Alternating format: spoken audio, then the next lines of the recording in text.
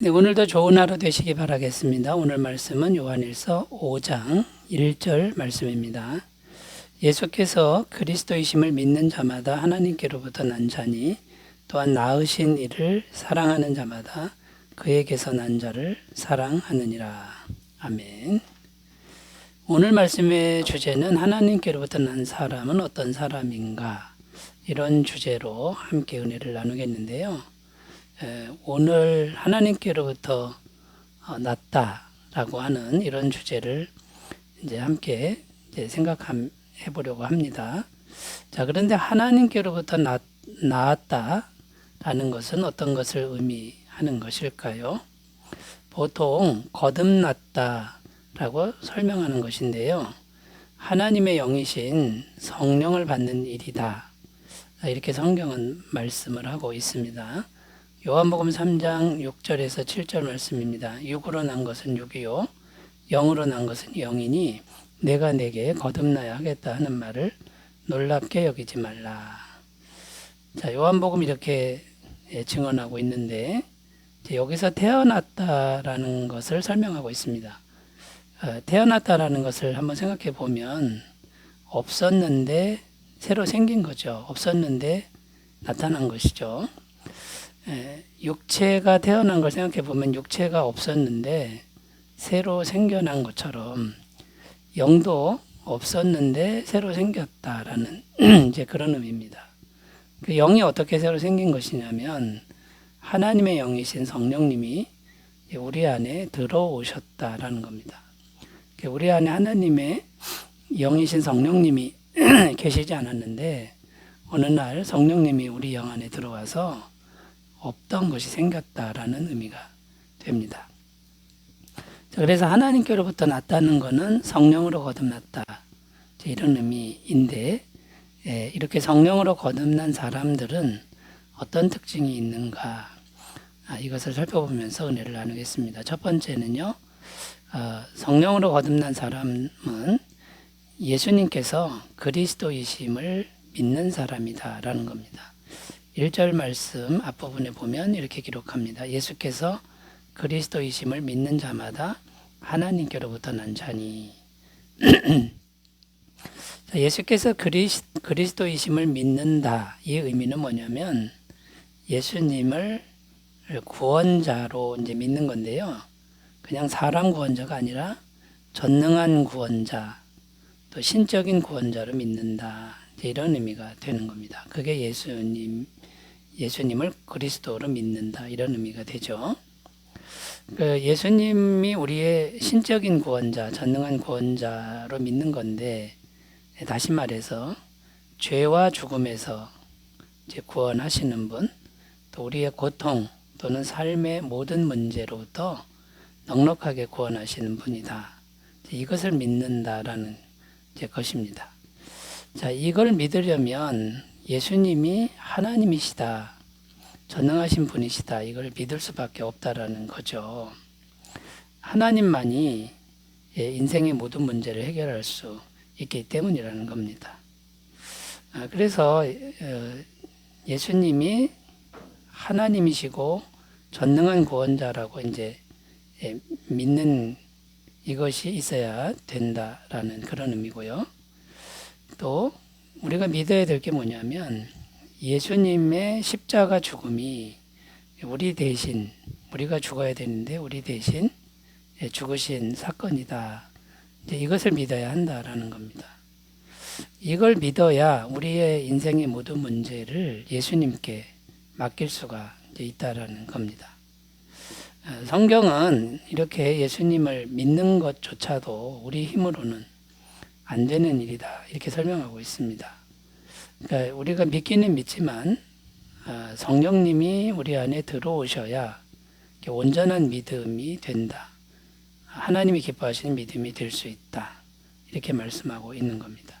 요한복음 1장 12절 13절 영접하는 자 곧 그 이름을 믿는 자들에게는 하나님의 자녀가 되는 권세를 주셨으니 이는 혈통으로나 육정으로나 사람의 뜻으로 나지 아니하고 오직 하나님께로부터 난 자들이니라.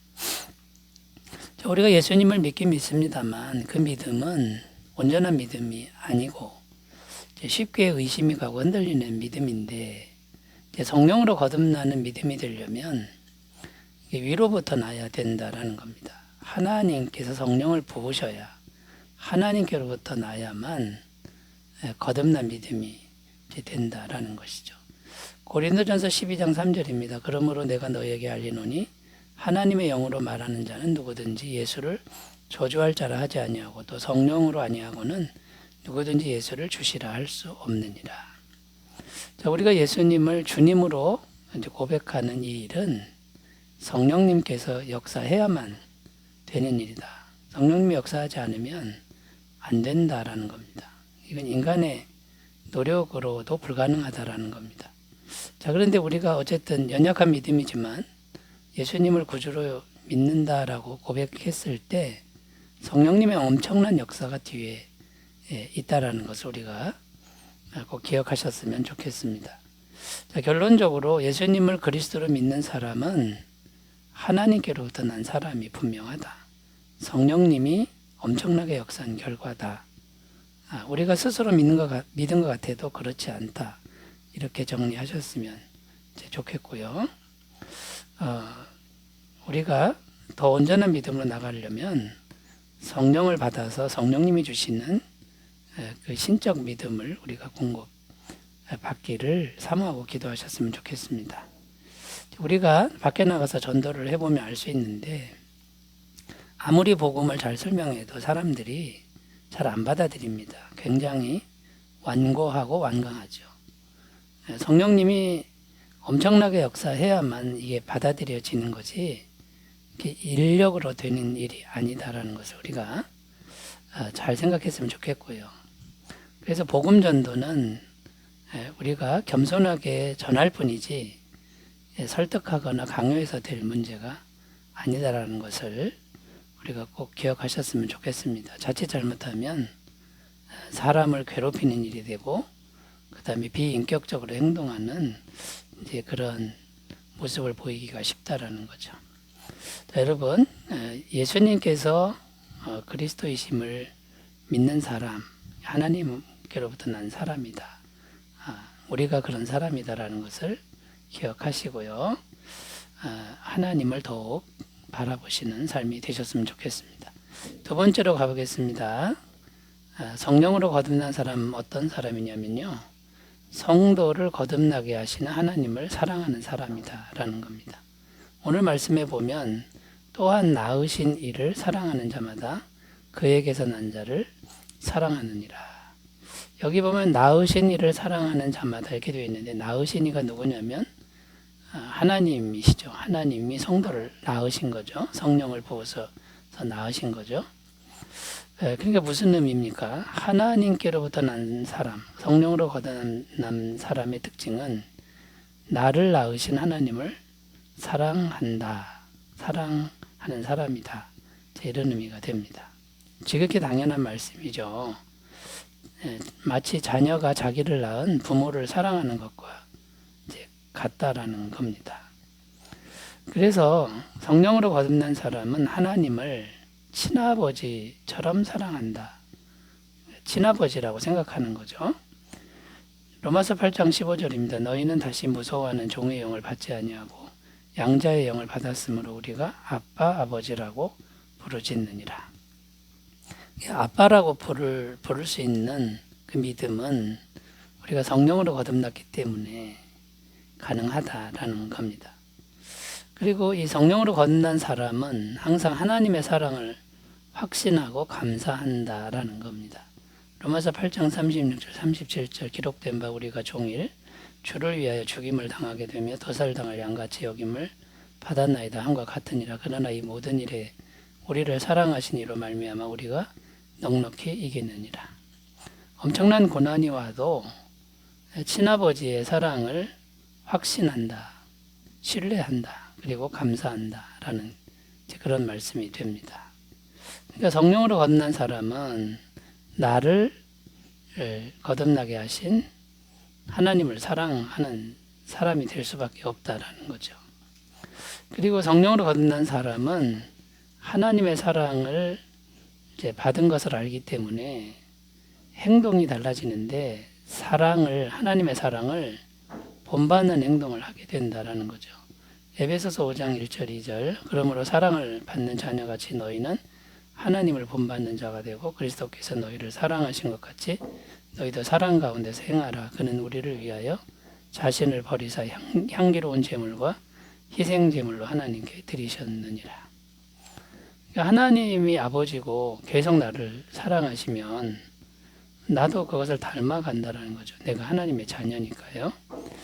여러분, 우리를 사랑하시는, 우리를 거듭나게 하시는 친아빠 하나님을 더욱 사랑하시는 삶이 되시기 바라겠습니다. 세 번째로 가겠습니다. 성령으로 거듭난 사람은 어떤 사람이냐면요. 거듭난 성도들을 사랑하는 사람. 여기 거듭난 성도는 다른 사람을 말하는 거죠. 오늘 말씀에 보면 또한 낳으신 이를 사랑하는 자마다 그에게서 난 자를 사랑하느니라.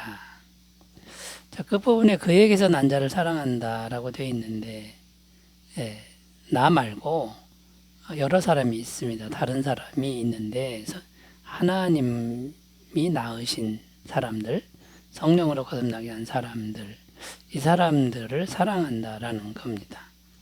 이것도 당연한 말씀이 되는 것이요. 한 부모 안에서 태어난 형제들 있지 않습니까?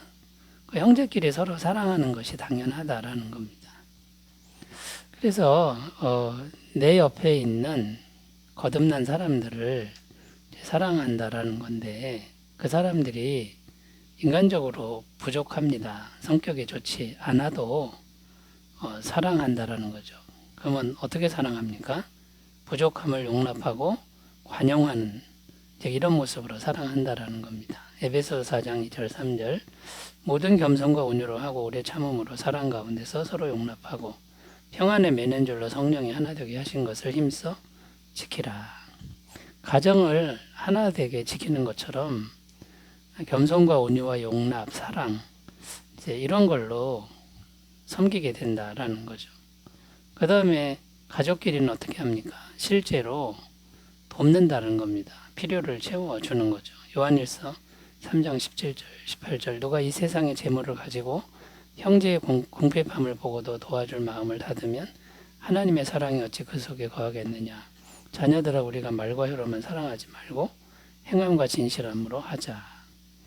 그러니까 한 하나님으로부터 거듭난 사람들이 형제가 돼서 서로 돕는다라는 거고요.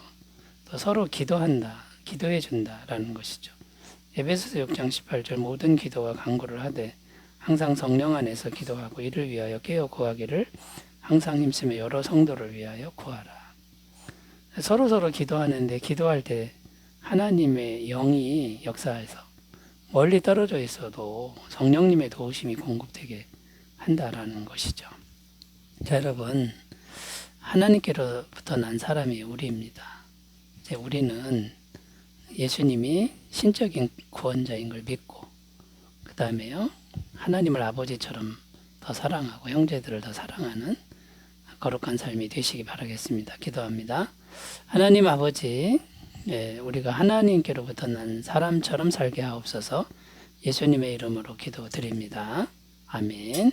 좋은 하루 되시기 바라겠습니다. 감사합니다.